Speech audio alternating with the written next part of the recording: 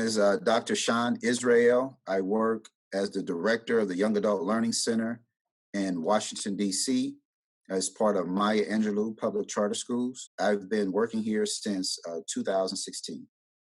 So it's a 10 to 15 page personal growth plan, and I am responsible for articulating my transformation from being a teacher to being a administrative leader. And since you have done that, I'm just curious to hear your thoughts on what it takes to be a educational leader, some struggles and challenges that you may have encountered while you transitioned from becoming a teacher to an administrator, and then I'll just continue to ask you some more specific questions afterwards. What's the name of the university again, the institution? Oh, the George Washington University in DC. Okay. Yes. I'm So familiar with them. you what? I say I'm very familiar with that institution. Yeah, it's a really good school. Just before we get started on the questions, if you can just explain or elaborate on some general thoughts and ideas that pop into your head when you think about your transition from teacher to administrative leader. Right. You're making me go back several years, of course.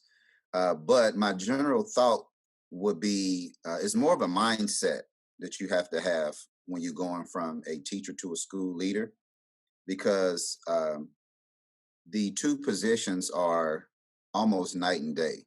And when you're a teacher, you're more of a worker bee, so to speak. You're in the trenches. You're creating the lesson plans. You're in front of the classroom and the students, interacting with them every day, giving them the lessons and delivering instruction and helping the struggling students. You're writing IEPs. You're constantly doing, okay. But when you get into the administration, the mindset is a little different.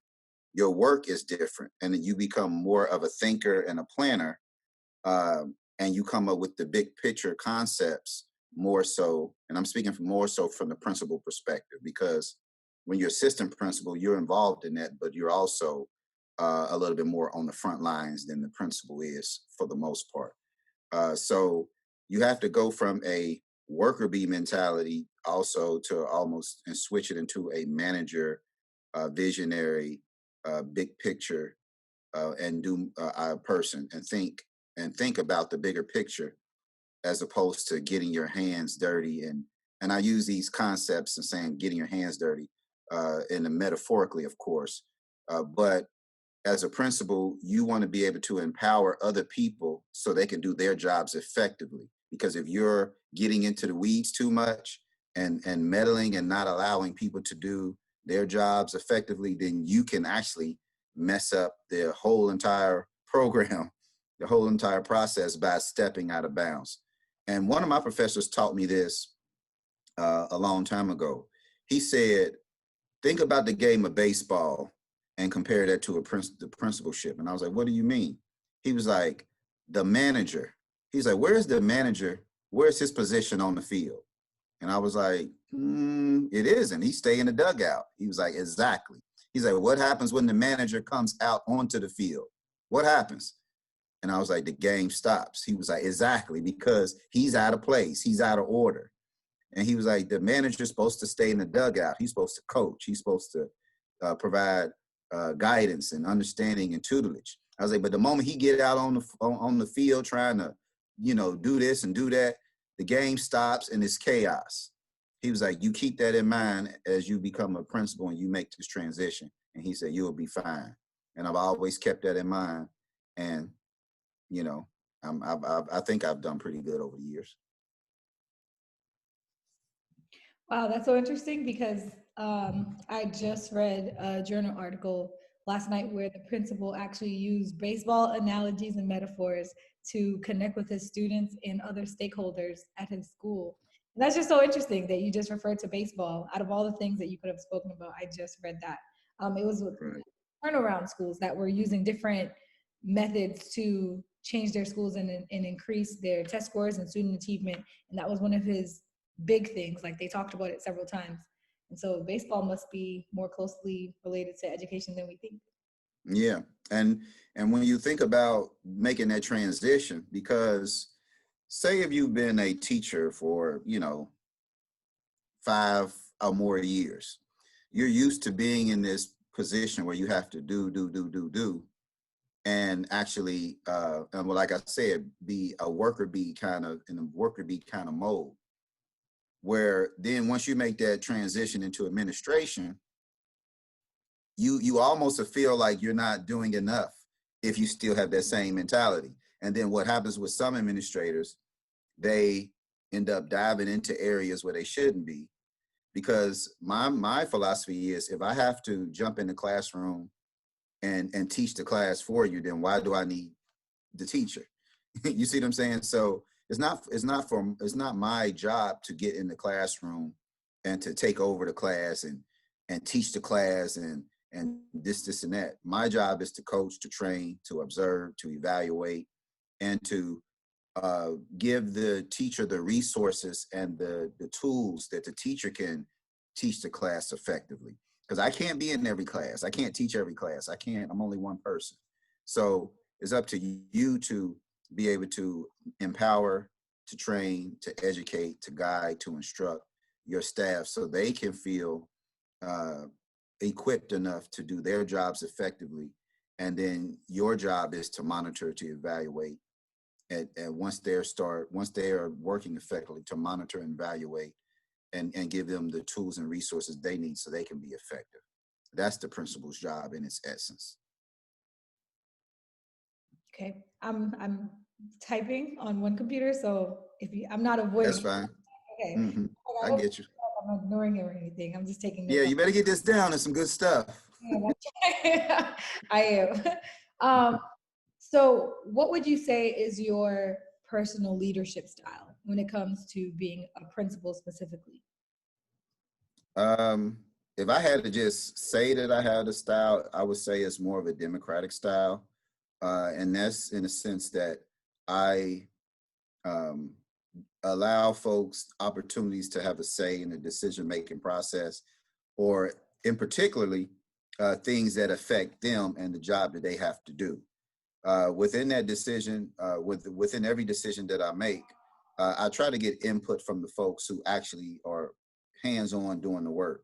Now, that's not all the time possible, 100% of the time, but it's possible at least 95% of the time. And so 95% of the time, I operate from that democratic leadership standpoint. But I also have to preference that you can't be married to one particular style, especially if you work in an urban school.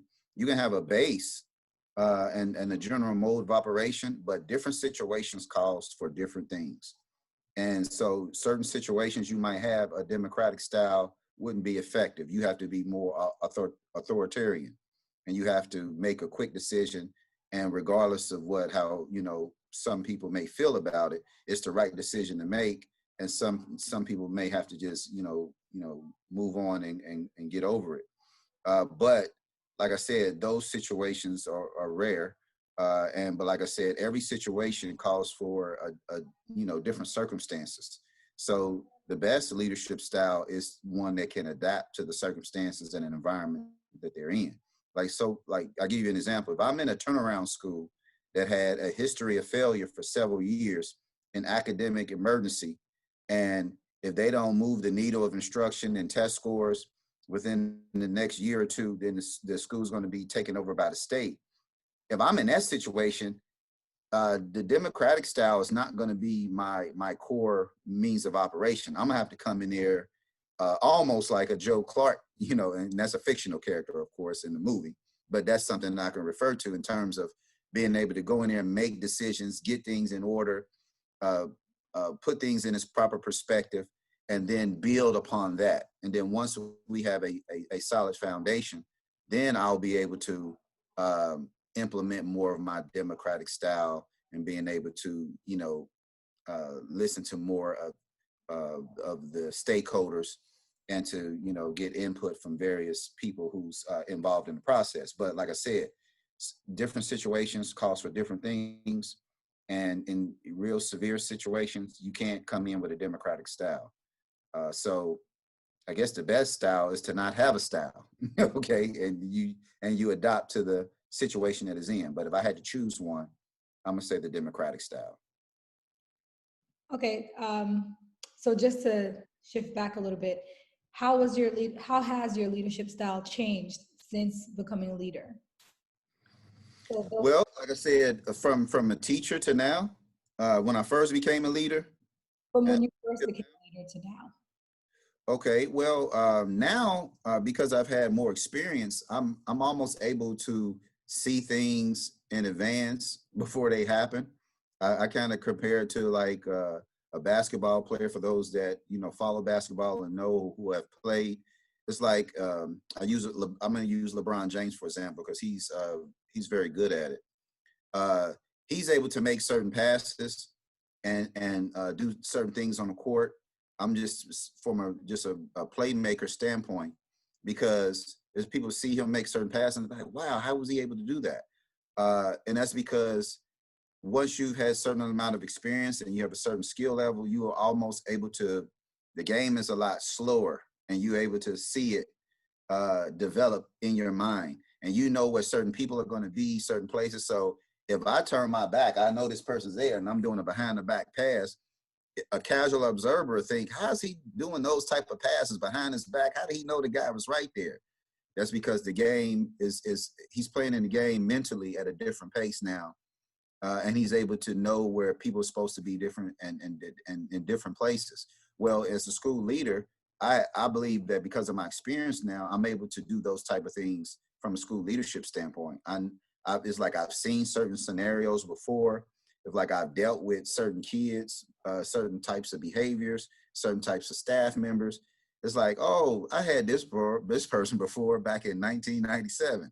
I had this person in 2000. I've seen this kid before. This kid, this is Johnny reincarnated. This is, I've seen it all before.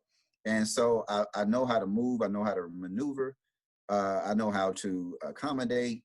I know how to connect and with different people in different ways so that different things that I do as a school leader and as a school campus, it resonates with the stakeholders better. And so I think the biggest, I would say, difference is my job acumen and IQ and what I call a fingertip feel for the game or fingertip feel for, the situations and occurrences that happen within the school leadership and also just the school in general process. Cool. Thank you. So, what would you say was the hardest lesson for you to learn when you became a school leader? Well, I would say the hardest lesson for me to learn was, well, when I first got out of graduate school, I had all this information. I had some very dynamic instructors at the graduate level, and they prepared me, I think, very well for the circumstances that I had to face, especially in the urban school environment. And so once I started to get, I say about 2 years of experience, I felt very confident in my abilities and my uh, acumen in terms of being able to do my job and to run a school. And so I think in my comfortability being and also being so young of an administrator, I think I was in my early 30s at the time. I I skipped over some principles that I've learned that I shouldn't have skipped over. And one of those things was to also get to know the school culture. That's one of the rules that I learned in graduate school. Is then when you coming into a new school building, the first thing you need to do is understand the school culture. And in doing so, you'll understand the key players and the movers and shakers in that particular school. So when I first started my career, I was in one school. 2 years later, I went to another school, and I was so confident in my abilities and things that was going on within the school. I was like, oh yeah, I can fix that. I can change that. I can do this. I can do that. And I didn't. I failed to thoroughly learn the school culture. I failed to learn the the um, the movers and shakers and the key players within that culture. And even though there were certain things that were going on that I felt that I'd be able to fix, I didn't I didn't properly involve the stakeholders, and and being that I didn't have a thorough understanding of the culture, I made mistakes, and it cost me, and so it cost me big time.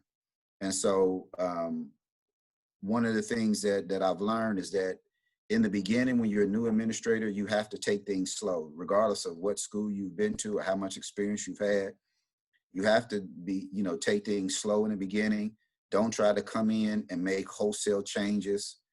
Even if you are able to make the changes, people are going to view that as if uh, he's trying to show us up, or he's not including us in the process. He's not taking us along for the ride, especially if you haven't embraced the stakeholders or they haven't embraced you, and you hadn't took the time to learn the stakeholders and learn the nuances of the school and how things operate. Even if things are operating terrible and very dysfunctional, you still need to take some time to understand that dysfunction, understand how it got that way, understand people's roles and responsibilities, and then start making those changes.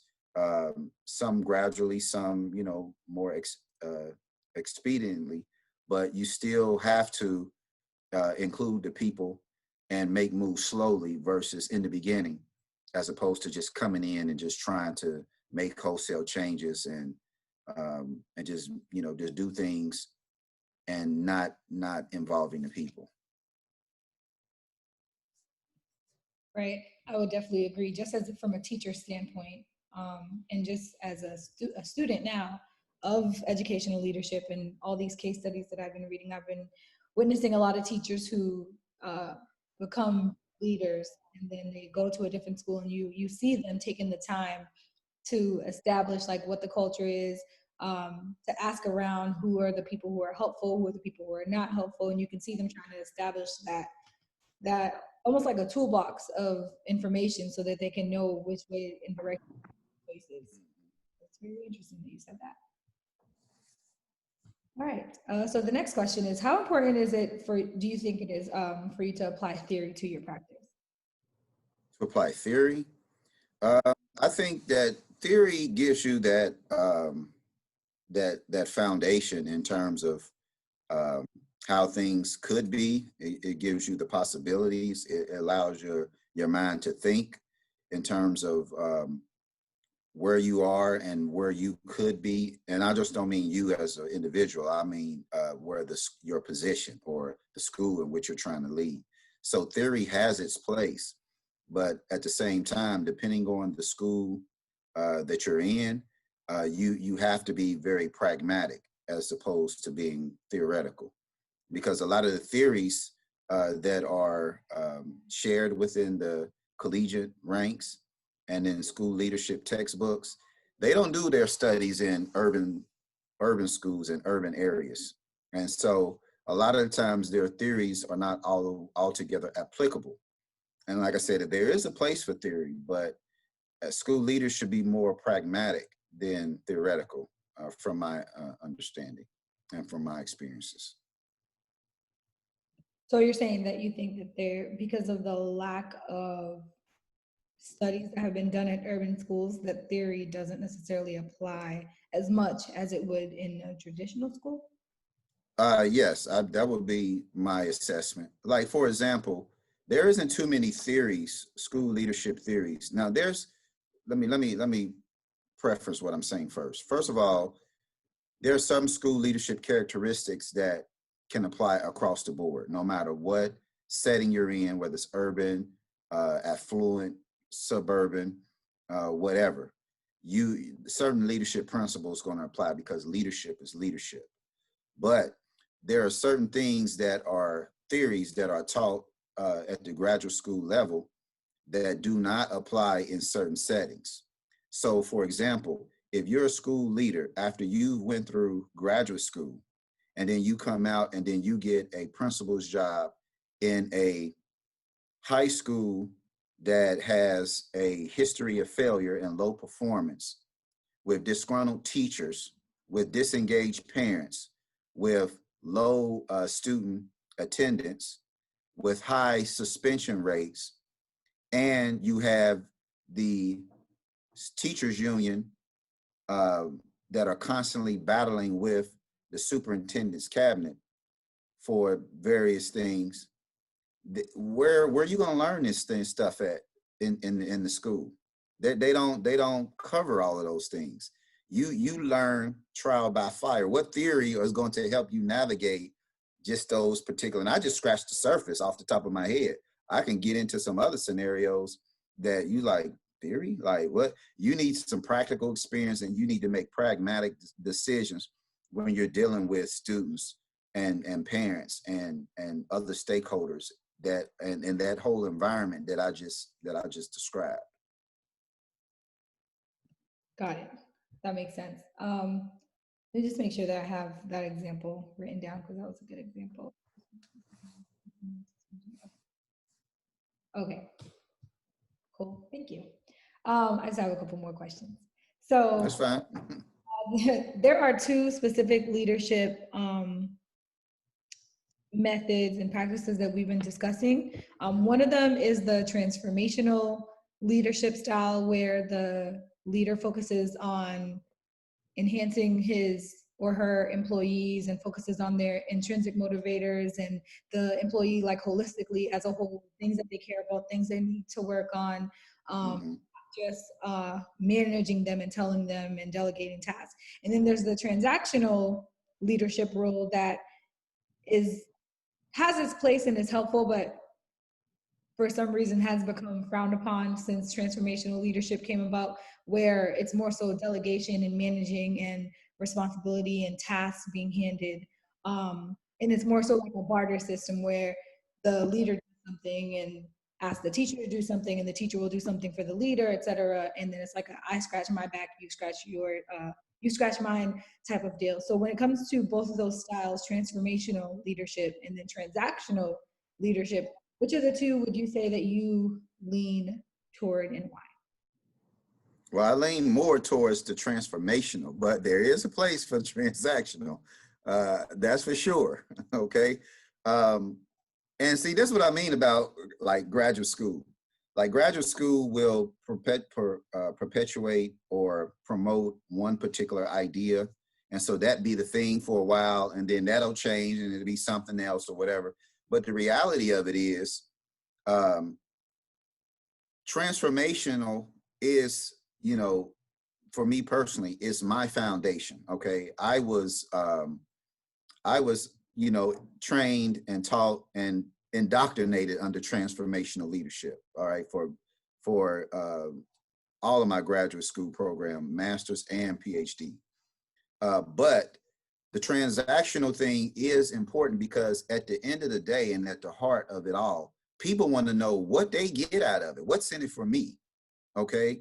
And people want to know what's in it for me, how they're going to be affected, what role they're going to have to play, how's it going to benefit them. And then they want to know about the bigger picture for the most part. And if you can tap into people's desires and what they want to get out of it, then you can actually, move people in certain ways and get them to acquiesce to certain things that fit within the transformational realm. Like, for example, I've been at schools where you had a teacher who've been, she's been teaching for 20 plus years, the same grade in the same classroom. Okay. And then now you come in with this transformational leadership where um, you want to implement disciplinary teaming and have teachers work in groups, and they share information and they have the same students and they share ideas and resources and this and that. But in order to make this happen, you have to move the, teachers and put them on the same floors, and they have to be clustered together. But then you got this teacher who, she's a veteran, she's well connected, she understands, she's been in there longer than you. Say, for example, I'm gonna use you for example. You come in, it's your first principalship, and you at this school has a history of failure. Your superiors and your supervisors are telling you, you got to get this school into shape. We need 10% growth. We need this and that. What are your ideas? You come up with the interdisciplinary teaming concept, and you come up with new curriculum ideas and this and that, and you ready to go.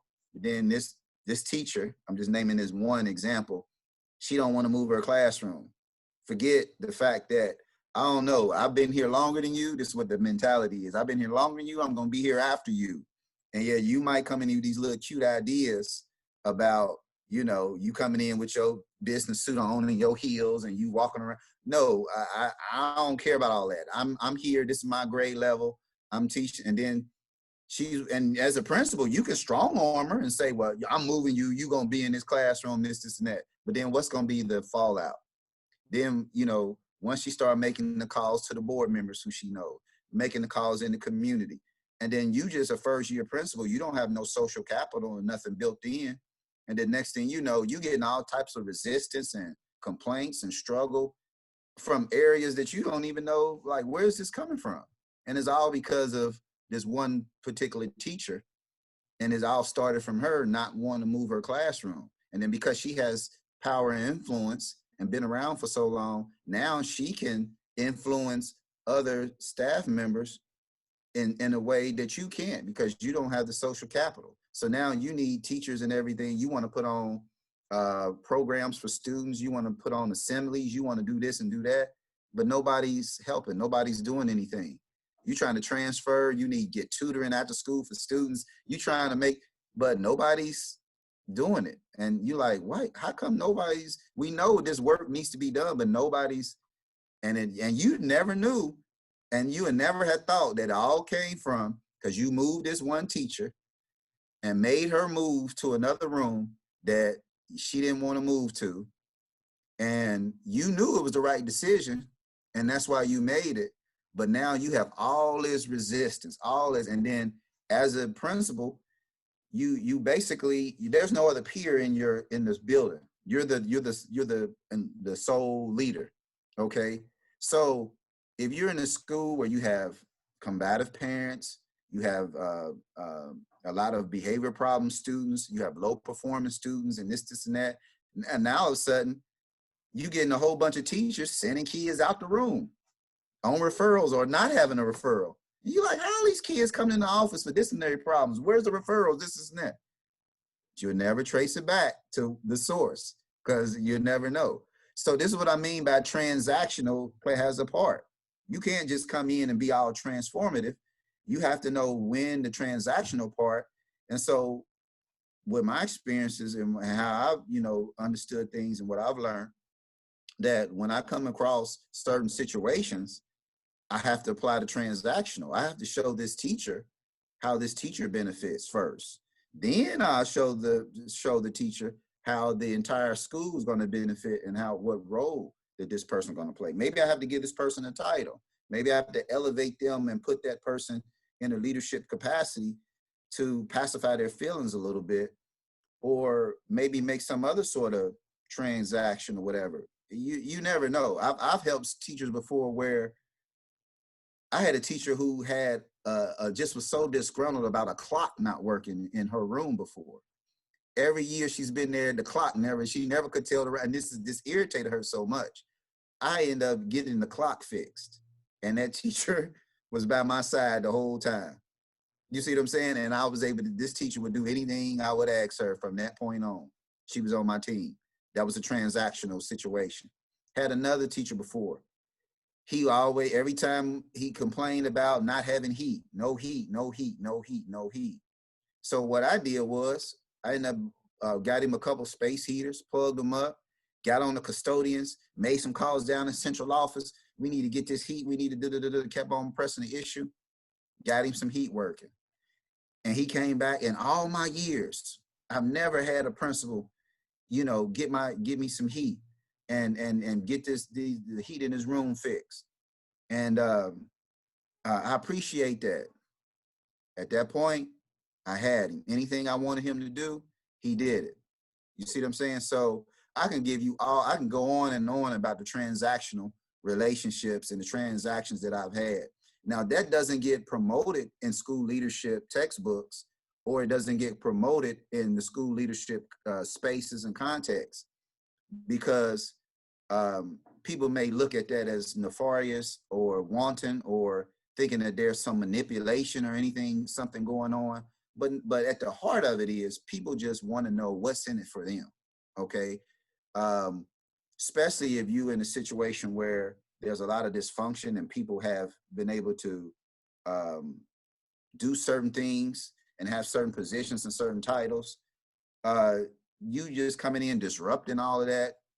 Some of it you might have to, and it might not be a choice, but for the most part, if you can be delicate and if you can find out what this person actually wants and what their desire is, you can use a transactional situation to make things better. So that's all I want to say on I like that. I was really excited and interested in asking that question, and I just knew that you were going to have a. that.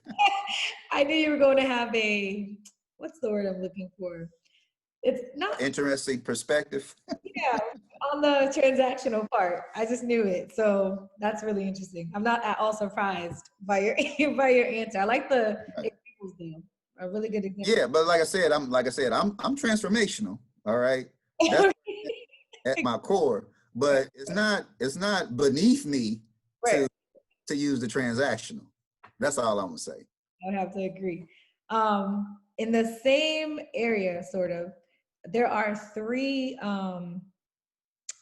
fields that when connected create like this like magic area of leadership, and it's using your heart, using your head, and using your hand. So while using your heart is like your own beliefs and your personal values, your dreams, your commitments, using your head is theory and practice and the ability to reflect, and then using your hand is actually taking action and making decisions and actual behaviors that you make. Which of the three do you think you more are more typical to lean on, if just one or all three? Okay, now say it again. Using your head is what? Theories and practice, so the actual knowledge behind educational leadership Okay, that you that's might, your head. And using your heart is what? beliefs, values, perspectives, dreams, morals, Mm-hmm. personal, more so like personal, the personal side. And then your And hand, your hand is the actions. reactions and taking action, Right. making decisions, your behaviors, which of the three? And then when they all come together as a three, it kind of makes that Venn diagram where the center is this magical spot of. Right.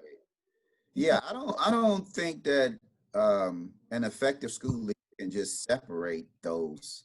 I think all of those are kind of um, meshed and combined together, because you can't really separate your personal beliefs and ideas and whatnot completely.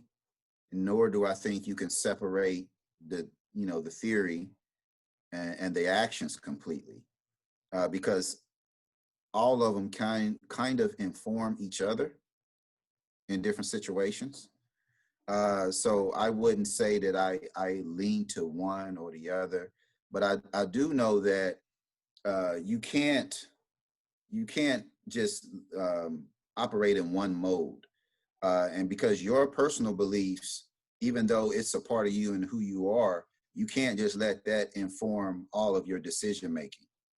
Okay, because as a school leader, you could be responsible for hundreds of people that have different, religious beliefs than you, moral beliefs than you, ethical beliefs, and what have you. But so you can't just lend yourself and your own personal beliefs to dictate, what happens in the school. I'll give you an example.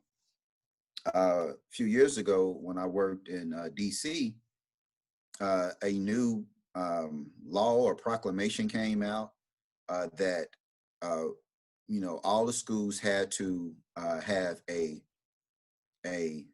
girls' restroom, a boys' restroom, and a unisex restroom.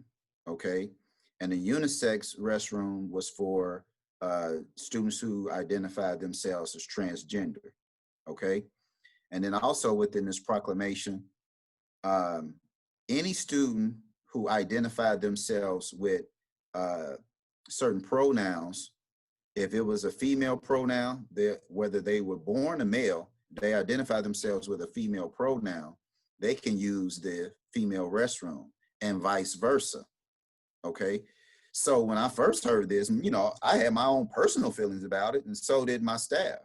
But I still had to follow the law, and I still had to uh, embrace the changes, and I had to deliver it in a way that my staff, despite their personal feelings, I had to deliver in a way that they can understand it, and then they had to also adhere to it as well. I allowed everybody to vent, to give their personal understandings and their personal feelings about it. But at the end of the day, this is the law, and this is what has to be done if we want to still continue to work there. And so that change, those type of things, change the dynamics of the principalship, and it also changed. It also adds to what how you think and perform your job. So you can't just lend to just your own ideas, and then you can't just lend to theory, and then you can't just be all action, because what's informing your actions? You have to. All of that is just all combined together from my standpoint. Awesome. Thank you. I was just finishing this last sentence. Mm-hmm.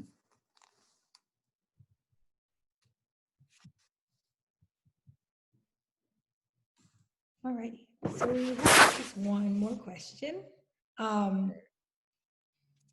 Hopefully it's easy to understand. Well, it's pretty straightforward. What would you say is the biggest benefit of becoming an administrator as opposed to a The biggest benefit to becoming an administrator as opposed to a teacher? Well, as a teacher, I was only able to impact students and implement effective change over the students that registered in my classes. So usually, I was a high school social studies teacher. So you're talking about 150 students a year, okay? But as the principal, I'm able to implement change for an entire school and a community, okay? Because schools are nothing more than an extension of the community, all right?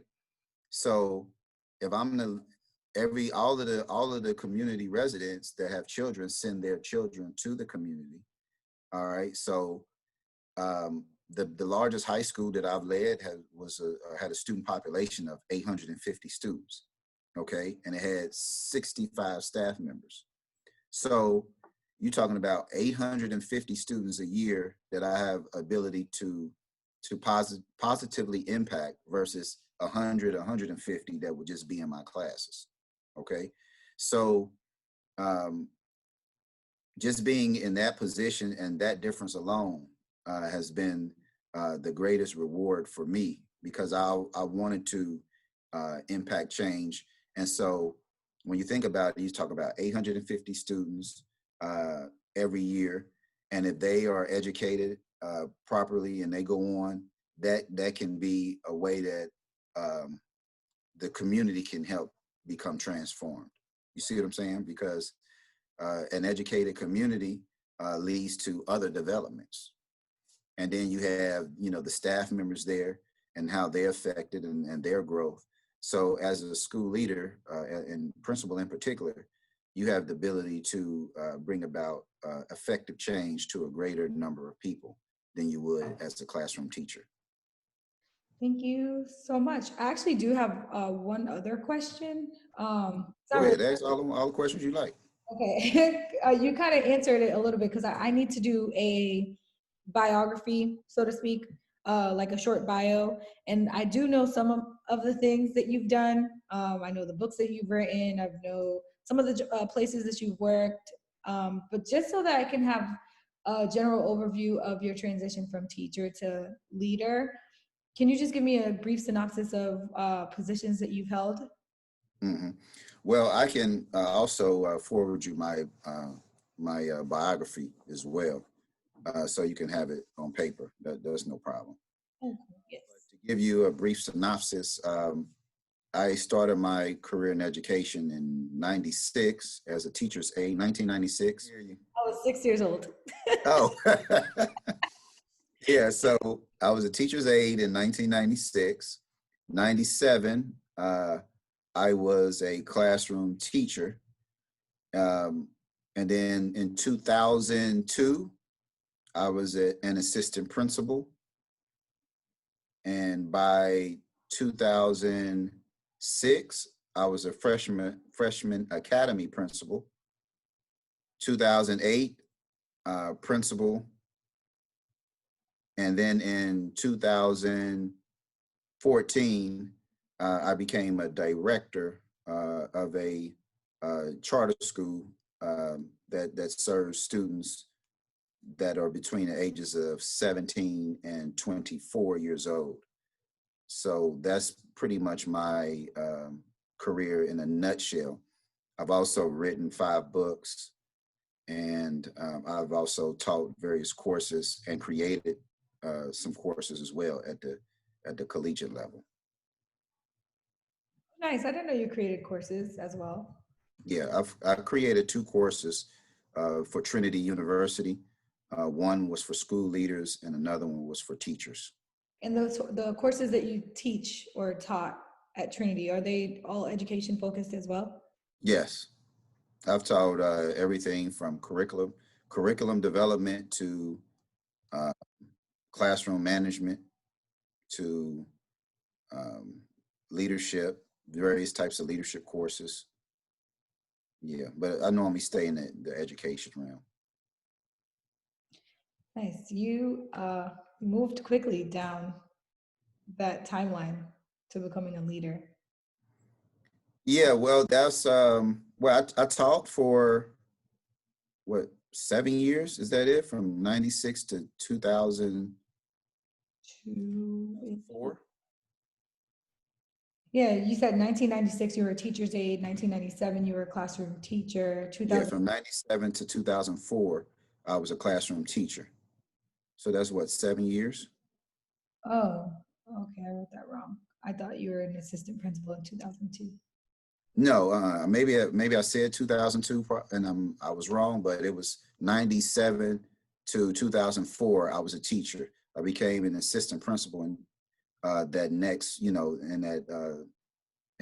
of 2004. Okay. And then I was assistant principal from 2004 to 2006, freshman academy principal, 2006. And then I became a principal, and that's when I moved to DC in 2008. Okay. So, and then from 2008 to 2014, I was I was a principal in DC. And then I did some consulting a little bit from 2014 to 2016. And 2016, that's when I became a director. Gotcha. How many states have you taught in? That's my last question, I promise. I've taught as a teacher, I only taught in Ohio. Mhm. And then But as an administrator, I've been an administrator in Ohio and DC. And I did some consulting work in Maryland, Ohio, Virginia, DC, and that's it, those particular states. Great. So that is all for now. I'll be coming back. Okay, I promise you. But that is all for now. If I have any follow-up questions, can I email them to you? sure. Mm-hmm.